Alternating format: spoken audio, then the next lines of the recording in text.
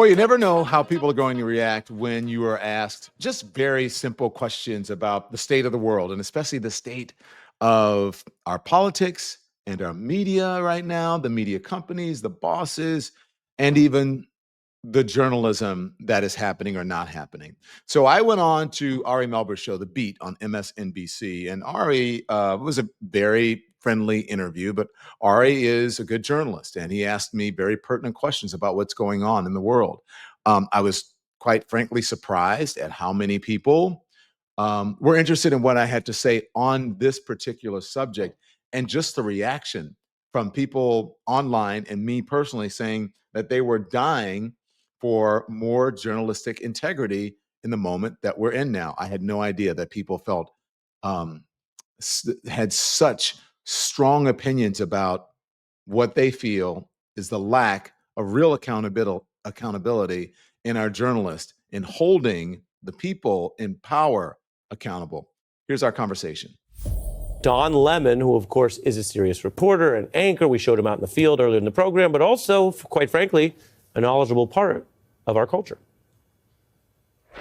Many New Yorkers are not changing their routines despite the latest terror warnings. Are you racist? I am the least racist person that you have ever met. We're on the eve of Super Tuesday, Senator. What's the one thing you want voters there and across the country to know before they cast their vote?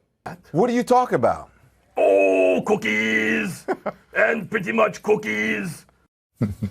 The Cookie Monster interview, not an easy get. I've never gotten one of those. I do it. Looks fun. I want to mention, of course, the Don Lemon Show on YouTube, where a lot of Don's longtime viewers and fans catch up with him. And he's the author of I Once Was Lost, My Search for God in America, the book that brings him to us tonight.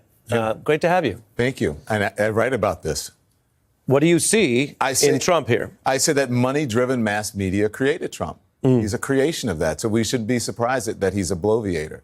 Here's a good thing. By the way, I just want to say, Amy Sherrill is a friend of mine. I've never been prouder of her. I'm so happy that she's doing what she's doing, and I think this is actually going to be helpful to her. And I think in some strange way, this will be helpful to other artists. As you know, you're a huge fan of rap and hip-hop. So artists like the fire. It makes them better. And so Donald Trump thinks that he's, helping or he's changing or whatever he thinks that he's doing with artists, when he's actually helping them, in a sense, to become better artists. This is art in itself, what Donald Trump is doing. It is performance art, bad performance art, that he's going to get roasted by artists, whether it's rappers, whether it's painters, whether it's photographers, or whatever it is. Artists are going to get us out of this terrible time that we're in. I believe it's going to be artists, because it's definitely not journalism right now for the most part. Because, as you know, you mentioned in the run-up to when you were introducing me, a lot of folks are bending the knee. Artists don't do that. They do what Amy Sherrill did, and they say, you're not changing my art. It's for consumption of people, it's not about perfection of what you want. Well, you make an interesting point that by being so invasive and Trump using big federal government power to go into these places, it puts more people in that decision of, hey, the old book, you can't be neutral on a moving train. Right. To be quiet and just go along with, say, a campus, a college, or an institution, a museum, saying, hey, we like some of this. We're just going to remove the parts of your statement that offend the current government. Yeah. That's not America, and that's not something I think a lot of artists want to be neutral on. I'll show you some of these headlines. Trump says Gayle King's career is over. Yeah. Trump wants to be friends with Gayle King. He wants to be friends with Oprah. He wants to be friends with all celebrities. Kimmel, all these headlines. What do you see here, and what's animating what is clearly a personal vendetta? Well, he feels, somehow spited or slighted, I should say, by celebrity and by his once liberal friends who he loved hanging out with, who he invited to his multiple weddings and different babies' mamas.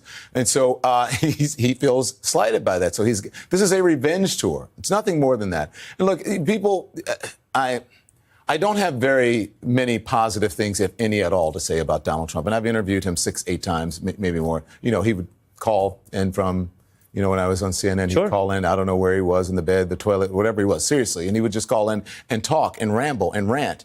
And so I don't have very many positive things to say about him because there aren't really any positive things to say about him. He does, what he's doing is objectively bad for the world, is objectively bad for our democracy, and it should be called as such. There should not be false equivalence with anything that Donald Trump does because he doesn't play by the rules. He's not fair. Look what he's trying to do. We mentioned with the arts. Look what he's trying to do around the country. He's trying to steal elections right now. Yeah, and trying to rewrite the rules. People are pretending as if this is something that's normal, and they're treating it like, oh, well, let's have a conversation about this. No, what he's doing is bad. This is not a census year. This should not be happening. He should not be calling governors to try to, because he's afraid of losing the midterms, to try to steer elections in a certain direction. Yeah, and as you say, we're in a society right now where the incumbent government says, well, if we're going to lose power in a free and fair election, then let's not have one. Right. Let's have an unfair election. Let's change the rules. As for late night, I'll show how some of this is playing out. Let's take a look. After naming himself chairman of the Kennedy Center, today, President Trump announced this year's honorees. Trump said he picked Kiss because they're one of the greatest rock and roll bands of all time, and also because they wear as much makeup as he does. Yeah, give him something stupid to do to keep him out of trouble. Hosting award shows is what he envisioned being president is in the first place. He could be the host at Applebee's, anything that distracts him from running this country into the ground. This is Told you. Yeah, I mean, this is the back and forth, and this is what the country's experiencing, and his approval is sinking. I mean, there's no evidence that people want this. Look, whether you think that, I don't know, art or politics is downstream from culture, or culture is downstream from politics, Donald Trump is losing by every single measure. He's underwater 68 points with black people. He's underwater 43 points with Hispanic. He's even underwater 5 points with white voters. And brand new Pew Research polling shows that he has a 38% approval rating and a 60% disapproval rating. Now, he's still president of the United States. Yeah. Elections have consequences. We just have to buckle up and figure out how to get through the next couple of years so that some semblance of democracy can be brought back to America and really to the world, because we're supposed to be showing the world what democracy is really like. We're not doing such a good job right now. Support comes from Z-Biotics. I have to tell you about this game-changing product that I use before a night out with drinks. It's called Pre-Alcohol, the world's first genetically engineered probiotic created by PhD scientists to help you tackle rough mornings after drinking. Here's the science. When you drink, alcohol gets converted into a toxic byproduct in the gut.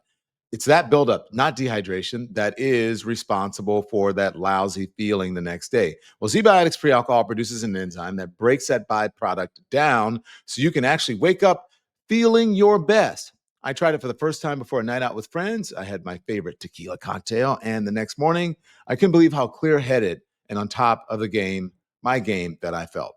So, as summer winds down, whether you are hitting the beach, camping, or just enjoying the last trip, don't forget to pack Z-Biotics.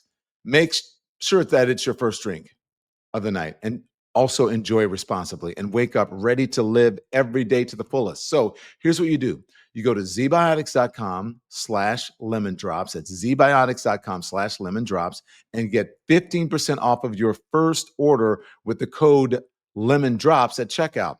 And guess what? It is risk-free. If you're not satisfied, they're going to refund your money. No questions asked. So go to zbiotics.com/lemondrops and use the code LEMONDROPS for 15% off. Given your extensive experience in the job, and it's easy to sit outside and throw darts. Yeah. And the media, we need some darts because sometimes people make important critiques. But you've actually done the job for a long time. Yeah.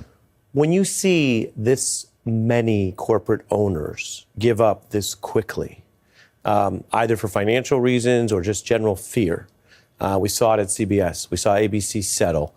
We saw Washington Post completely change its opinion section and a lot more and kill endorsements after a very powerful person. I mean, if Bezos can't withstand it, who can? Said, well, I think Trump has changed and I want to play ball. Given your experience, what does that look like to you? And does that concern you as someone who has been part of the credentialed press? You want the answer? It makes me want to scream and cry at the same time because someone who I really respect said, you should be calling the person who asked you to leave CNN and telling them thank you and to kiss them, considering what's happening with journalism right now. Now, I worked with some of the best journalists in the world, and I cannot imagine what they're up against unless they're deluding themselves that something good is happening with journalism. It is not. And I don't mean necessarily in the newsrooms. I'm talking about with the corporate bosses. Who are bending the knee, who are settling lawsuits that are winnable, who are, there's no, bulwark between the journalism and the corporate suites. That they should not be influencing journalism. History will not look back kindly or show kindly on whoever gutted the marquee journalistic institution in the world. 60 Minutes. It's not going to look kindly on that, regardless of how much money you made from it. It's going to look poorly. History's not going to look fondly on Donald Trump for doing what he's doing. Donald Trump is strong-arming, bullying corporate owners, threatening their businesses, and that is trickling down to newsrooms. And it is so obvious. You see the numbers dwindling. People say, people are just cutting the cord. It's not just cord cutting. The American public, the viewer is not stupid. They understand when people are not being real with them. They understand when people are being influenced by oligarchs or business owners or their bosses. And that's why I think, quite honestly, this is such a boon for independent journalists, because we have no corporate bosses over us. The sad thing is that we don't have the big corporate sponsorships, but that's coming. But we have no bosses over us saying, do you have to say that Donald Trump is racist? Can't you just say he's trafficking in racism? Can't you just say that some of the things he does is borders on racism? Right. No, Donald Trump is a racist. Do you have to say he tried to steal the election? You just say he's testing his power? No, he's trying to steal the election. Yeah. And I think people want journalists to be straight with them and not pretend like this is normal and not pretend that not to give it false equivalence. And quite honestly, not to sit around desks like this and yell at each other. And just fight. Well, see, I was going to yell at you, but now I can't. No, but you can if it's organic. I agree that you can disagree. No, I feel you. That was just a light joke. If people are just booked on shows just to fight, it's not good. Of course, we should never all disagree. No one wants it to ever be a disagree fest. And no one is saying that people don't have arguments and people don't have disagreements or even fights, not physical fights, but you know what I mean. But when it's organic, that's when it is best. And that's when the viewer really, really engages and leans in. And that's what they want. Not something that they deem as a fake fight set up just to have a fight and just for conflict. So let me know what you think in the comments. I'm interested to hear from you. Thanks everyone for watching. Your support means the world to us. So make sure you hit the like button and you subscribe to our channel to make sure that you never ever miss a video. We're live every day, 10 a.m. Eastern time. We drop even more content at 2 p.m. Eastern and 5 p.m. Eastern. And if you want more Don Lemon Show content, we'd love for you to become a member of the Lemon community, where you will receive access to special community posts. You'll get exclusive content and members-only live shows. So head over to our channel page or click the join button on this video. Again, thank you for watching. We appreciate your love and your support, and we will see you next time.